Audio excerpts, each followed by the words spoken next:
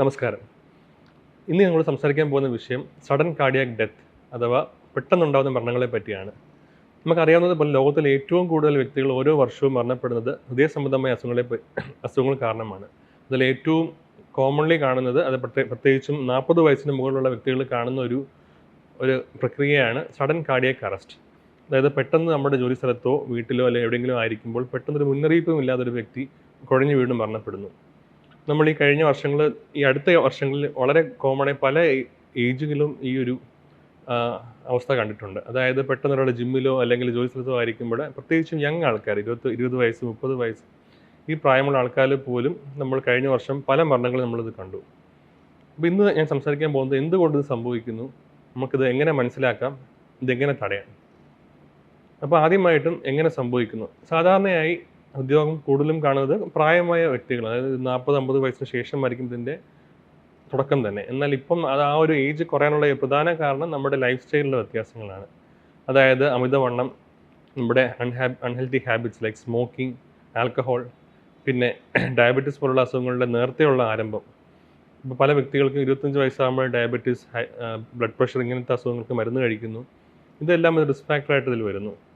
അതുകൂടാതെ ഇപ്പോൾ സാധാരണ മുമ്പത്തെ ഒരു കാലഘട്ടത്തെ അപേക്ഷിച്ച് ഒരുപാട് സ്ട്രെസ്സ് കൂടുതൽ അനുഭവപ്പെടുന്ന ഒരു കാലഘട്ടമാണിത്. പ്രധാനമായും ലോൺലിനെസ്, ഡിപ്രഷൻ ഇങ്ങനെയുള്ള കണ്ടീഷൻസ് കൊണ്ട് തന്നെ ഒരു വ്യക്തിക്ക് അവരുടെ ഡെയിലി ലൈഫിൽ പോലും നിരന്തരമായി സ്ട്രെസ് അനുഭവപ്പെടുന്നു. എന്നാൽ ഇതേ ഒരു സമയത്ത് തന്നെ നമ്മൾ ഇതിന് കൂടുതൽ ഫിസിക്കൽ എക്സേർഷൻ, അതായത് ഈ ഒരു സ്ട്രെസ്സിൻ്റെ കൂടെ തന്നെ നമ്മൾ ഫിസിക്കലി കൂടി എക്സേർട്ട് ചെയ്യുമ്പോഴത്തേക്കും അത് ഹാർട്ടിന് കുറച്ച് കൂടുതലായിട്ട് സ്ട്രെസ് അനുഭവപ്പെടുകയും പെട്ടെന്ന് ചിലപ്പോൾ അറസ്റ്റിലോട്ട് പോകാനുള്ള സാധ്യതയിൽ എത്തിക്കുന്നു. നമ്മൾ പലപ്പോഴും കാണുന്നുണ്ട്, കഴിഞ്ഞ വർഷങ്ങളിലൊക്കെ കണ്ട മരണങ്ങൾ നോക്കിയാൽ അറിയാം, പല ആൾക്കാരും physically they appear to be healthy, അവർ നന്നായിട്ട് ബോഡി വെയിറ്റ് മെയിൻറ്റെയിൻ ചെയ്യുന്നു, അവർ സ്ഥിരമായി ജിമ്മിൽ പോകുന്നു. എന്നാൽ ഇവരുടെ ലൈഫ് സ്റ്റൈലോ അല്ല അവരുടെ ഒരു കുറച്ച് ഡീപ്പറായിട്ട് നമ്മൾ നോക്കുകയാണെങ്കിൽ പലപ്പോഴും അവർ കണ്ടിന്യൂസ്ലി ലൈഫ് സ്ട്രെസ്സിൽ കൂടി കടന്നുപോയ വ്യക്തികളാണ്.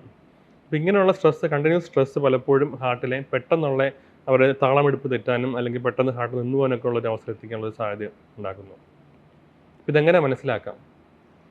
പെട്ടെന്നൊരു വ്യക്തിക്ക് ഇത് ഉണ്ടാകുന്നത് കൊണ്ട് തന്നെ ഇതിനൊരു മുന്നറിയിപ്പ് പലപ്പോഴും രേഖപ്പെടുത്തിയിട്ടില്ല. എന്നാൽ ചിലപ്പോൾ നമ്മൾ ശ്രദ്ധിക്കാതെ പോകുന്ന, നമ്മൾ കാര്യമാക്കാത്ത കുറച്ച് ചില കാര്യങ്ങളുണ്ട്. അതായത് പെട്ടെന്നുണ്ടാകുന്നൊരു നെഞ്ചിരിച്ചിൽ പോലുള്ള ബുദ്ധിമുട്ടുകൾ, നടക്കുമ്പോൾ ചെറിയൊരു കിതപ്പ്, ചെറിയ നെഞ്ചെടുപ്പ്, ചിലപ്പോൾ താടിയിലെ തോളിലുള്ള വേദന, പലപ്പോഴും നമുക്ക് അതിൻ്റെ കാരണം കണ്ടെത്താൻ കഴിയില്ല. അപ്പോൾ ഇങ്ങനെയുള്ള കണ്ടീഷൻസ് അല്ലെങ്കിൽ ഇങ്ങനെയുള്ളൊരു ഒരു ബുദ്ധിമുട്ട് അനുഭവപ്പെടുകയാണെങ്കിൽ അത് ഇതിനുള്ളൊരു സാധ്യതയാകാമെന്ന് മനസ്സിലാക്കുക കൂടി വളരെ ഇമ്പോർട്ടൻ്റ് ആണ്, എസ്പെഷ്യലി യങ് ആൾക്കാർ.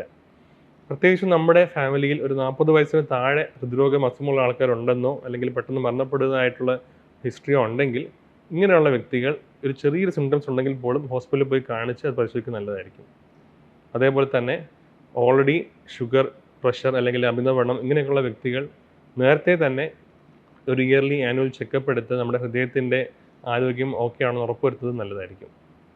ഇനി ഇതെങ്ങനെ നമുക്ക് തടയാം? ഏറ്റവും important daily life style habits മാറ്റുക എന്നുള്ളതാണ്.